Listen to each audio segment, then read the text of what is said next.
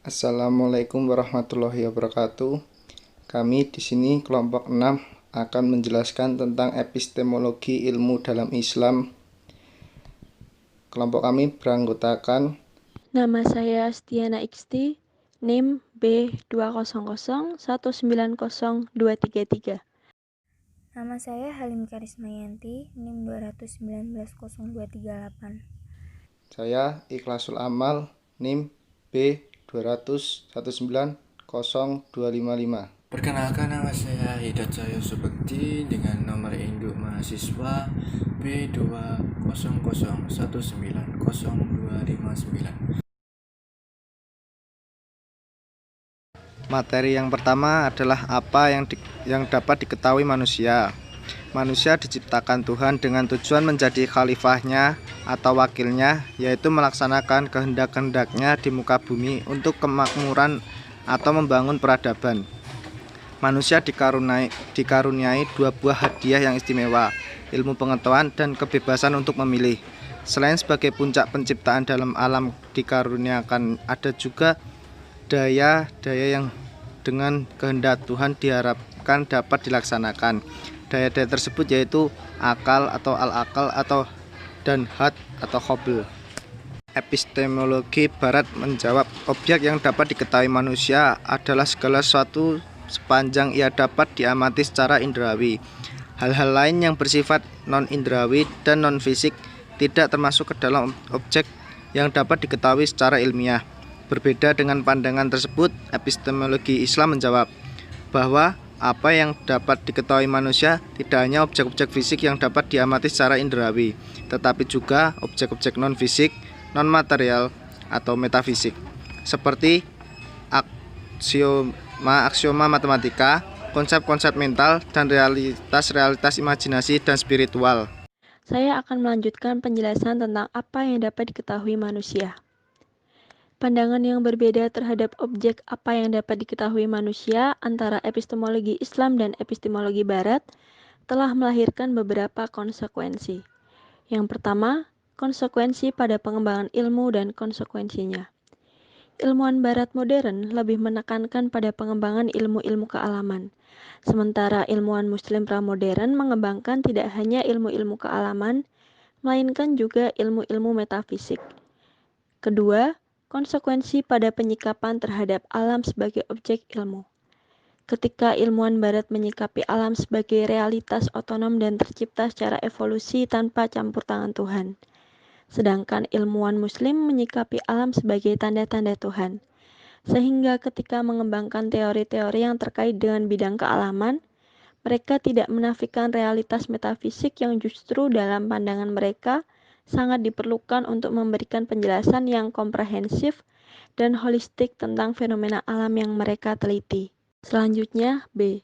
Cara manusia mengetahui objek-objek ilmu. Metode-metode observasi diterapkan dengan pendayagunaan indera, karena daya itulah yang sangat kompeten untuk mengenal objek-objek fisik. Sementara metode logis atau demonstratif diterapkan dengan penggunaan akal.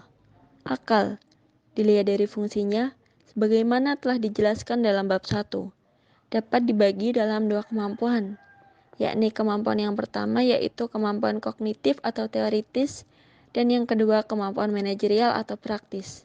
Dengan kemampuan kognitif atau teoritis, akal mampu mengenal objek-objek fisik atau mahsusat dengan mengabstraksikan makna universal dari data-data indrawi. Di samping mampu juga mengenal objek-objek non-fisik atau makulat, dengan cara menyimpulkan dari yang telah diketahui menuju yang tidak diketahui.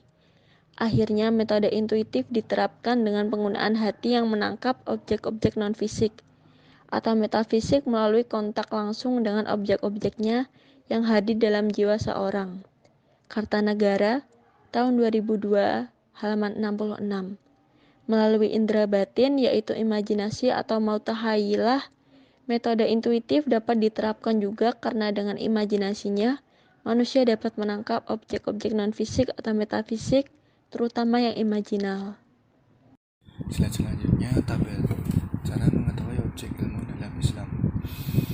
Jenis objek yang pertama yaitu objek visit atau mahsusat, menggunakan dua metode. Metode yang pertama yaitu observasi atau bayani, Sarananya indra atau his, cara kerjanya dengan mengamati objek. Metode yang kedua yaitu demonstrasi atau berani, sarananya menggunakan akal, cara kerjanya dengan mengekstraksi makna universal dari kata-kata dari data-data indrawi. Jenis objek yang kedua yaitu objek non-fisik atau metafisik, atau dalam bahasa Arab yaitu makulat, menggunakan 3 metode. Metode yang pertama yaitu demonstrasi atau berani, sarananya menggunakan akal, cara kerjanya dengan menyimpulkan dari yang diketahui menuju yang tidak diketahui.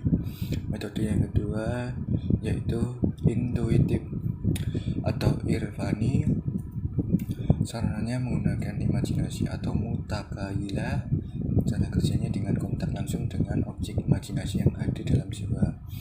Metode yang ketiga yaitu juga sama intuitif, sarananya menggunakan hati, cara kerjanya dengan kontak langsung dengan objek non-fisik yang hadir dalam jiwa. Slide selanjutnya, dalam pendekatan akal, objek-objek ilmu diketahui melalui logika atau penalaran dengan menggunakan silogisme. Dengan demikian, objek-objek ilmu diketahui secara tidak langsung melalui proses pengambilan kesimpulan dari yang telah diketahui menuju yang tidak diketahui. Dari sini istilah baji atau diskursif timbul.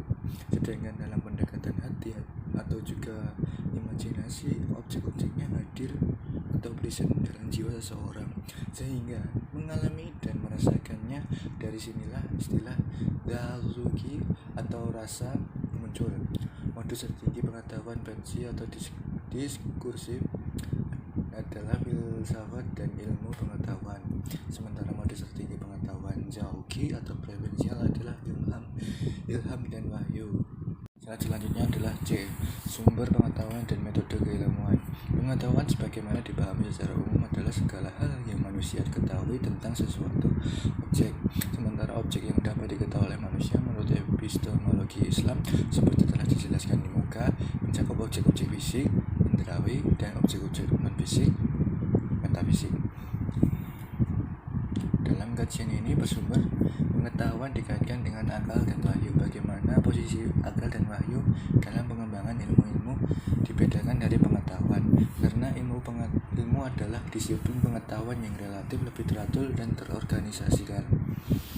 Selanjutnya, akal merupakan daya yang dikaruniai Allah pada manusia dan bila diaktualisasikan untuk mengekstraksi makna universal dari data-data indrawi dan menyimpulkan dari yang diketahui menuju yang tidak diketahui, maka dia akan menjadi sarana untuk memperoleh pengetahuan. Akal berperan sebagai metode keilmuan.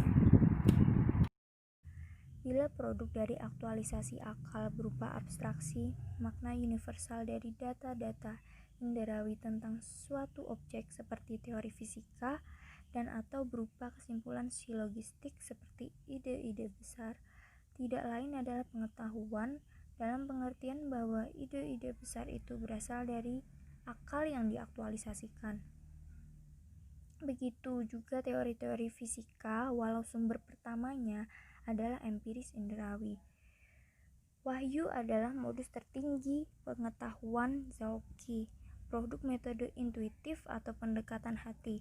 Dengan demikian, sulit dikatakan bahwa wahyu suatu unit pernyataan tertulis bersifat transindental karena berasal dari Tuhan yang memuat penjelasan-penjelasan tentang asal-usul, hakikat, dan tujuan hidup manusia serta alam, serta seperangkat aturan untuk membimbing tindakan baik individual maupun kolektif, lebih tepatnya berperan sebagai sumber pengetahuan. Dalam kajian ini, sumber pengetahuan dikaitkan dengan akal dan wahyu. Dengan itu, akal dan wahyu bisa menjadi sumber pengetahuan atau metode. Wahyu dalam bentuk konkretnya, Al-Quran dan hadis, ternyata tidak saja menjadi sumber pengetahuan bagi objek-objek yang non-fisik, non-material, atau metafisik, tetapi juga sebagai sumber pengetahuan bagi objek-objek yang bersifat fisik indrawi.